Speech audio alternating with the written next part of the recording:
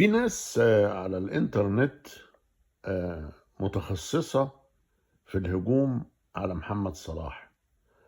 مرة علشان مش عارف ما أيدش آه، ما اتكلمش في غزة أو ما اتحشرش أو ما عملش حاجة، ومرة علشان بيحتفل بالكريسماس، ومرة عشان بيزور أطفال مش عارف فين، ومرة يعني أنا عايز أوضح حاجة لأن هي يعني العملية بالنسبة لي أنا شايفها كويس قوي، انه يعني معظم الناس بيحبوا وبيقدروا وبيحترموا محمد صلاح، لاعب الكرة، يعني لانه حاجة عظيمة ومشرفة لمصر ولكل الناس يعني.